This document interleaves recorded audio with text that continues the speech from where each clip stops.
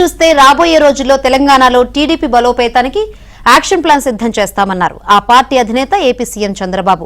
ప్రజల మనోభావాలకు అనుగుణంగా పార్టీ నిర్ణయాలుంటాయన్నారు.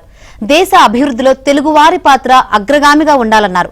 ఇరు రాష్ట్రాల సమస్యల పరిష్కారానికి మరింత చొరవ చూపుతామన్నారు. హైదరాబాద్లోని ఎన్టీఆర్ భవన్ కు వెళ్లిన చంద్రబాబు పార్టీ నాయకులు కార్యకర్తలతో సమావేశమై పలు కీలక అంశాలపై చర్చించారు. యువకులకు బీసీలకు పెద్దపీట వేస్తామని చంద్రబాబు తెలిపారు. కొన్ని ప్రత్యేకమైన పరిస్థితుల్లో ఇక్కడ అధ్యక్షుడిని మేము పెట్టలేదు. అదే సమయంలో ఈ ప్రాంతంలో ఎలక్షన్లో కూడా 2 ఎలక్షన్లు మేము పోటీ కూడా చేయలేదు. ఏ పార్టీతో కూడా అలయన్స్ పెట్టుకోలేదు. దానివల్ల కొంచెం గ్యాప్ ఉంది.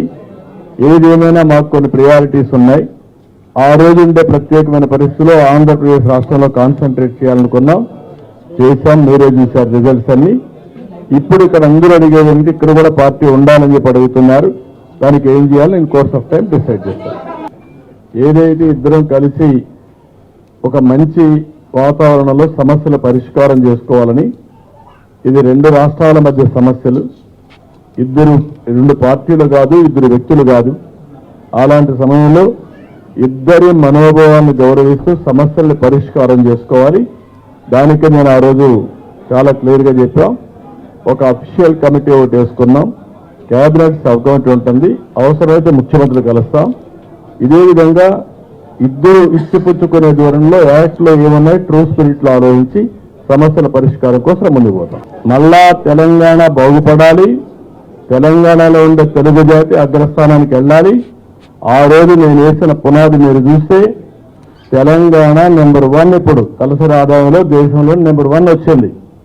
నేను ఒక్కడనే చేశారని చెప్పలేదు. నా తర్వాత వచ్చిన ముఖ్యమంత్రులు కూడా దాన్ని ముందుకు తీసుకెళ్లారు.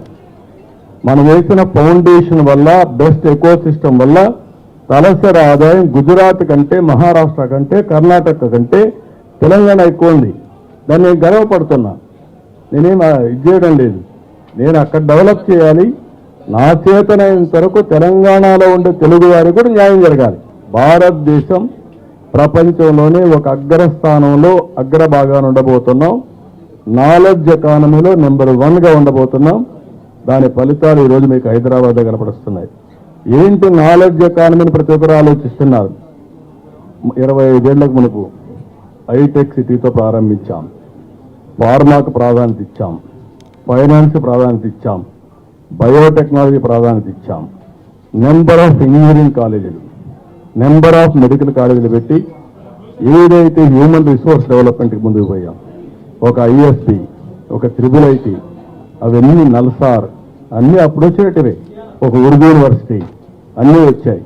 కాబట్టి నేనేమంటున్నానంటే అన్నింటికంటే ముఖ్యంగా నాకు ఒక ఆలోచన ఉంది. ఆ ఆలోచన భారతదేశం అగ్రస్థానంలో ప్రపంచంలో ఉండాలి. దాన్ని లీడ్ చేసేది తెలుగు జాతి ఉండాలి.